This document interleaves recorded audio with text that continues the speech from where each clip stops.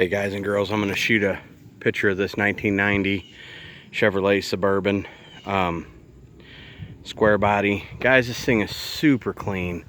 The odometer shows 195. The motor sounds excellent. The tranny has a different pan on it. The guy that I got it from had only had it for a couple years.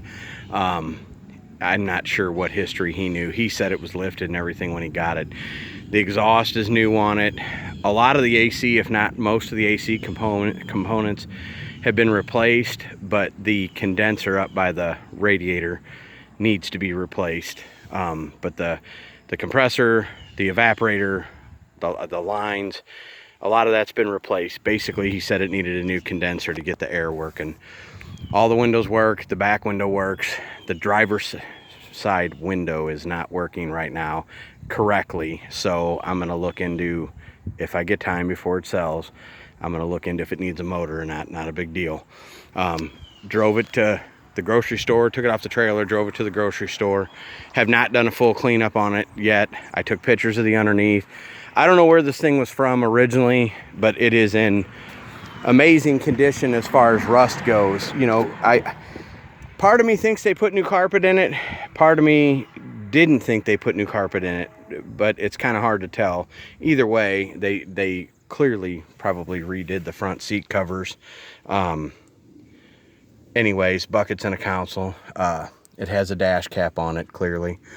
It has some crazy fancy Alpine stereo system in it. I'm not a stereo guy. Look at the bottoms of them doors. It's crazy. They did paint the jambs, but it's flaking a little bit. This was clearly originally that light blue, which I didn't really care for as much. I like the charcoal better. If you can see, it was a third seat unit.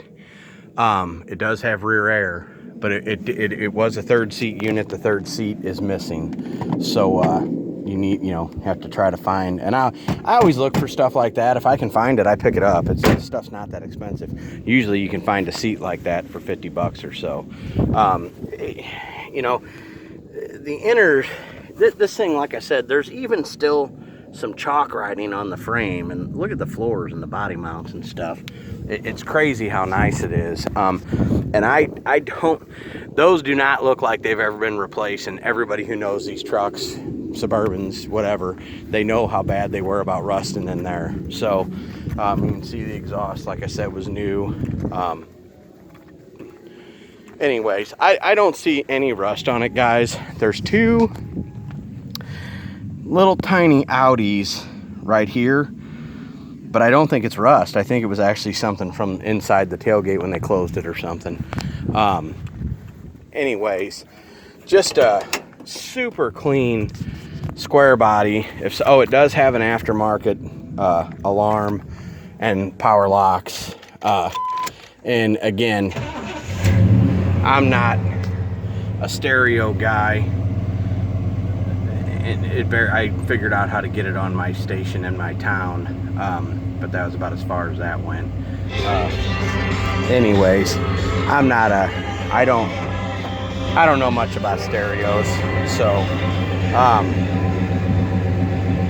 anyway, it sounds good.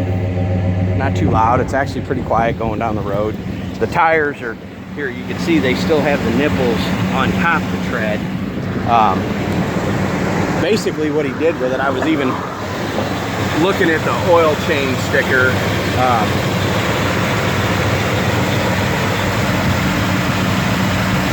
You can see the alternator, the spark plugs, battery, master cylinder. Somebody had kind of gone through it, but I mean, like I said, if you just look at the core support and stuff, it was in amazing shape. And I'm gonna be honest with you, I love this grill. I like this grill better than the four little square headlights. I always preferred. I called this the work truck grill. But there you go, 1990 Suburban. As close to rust free as you're ever gonna see. I don't see any rust on it, but I won't ever claim rust free, because then it becomes a game. Somebody wants to bust out a microscope and start looking. But and like I said, there's two tiny Audis on the tailgate, but I think they're just that. I think somebody pinched something in the tailgate when they went to close it. 350 700 R4, half ton, 4-wheel drive Suburban. There you go.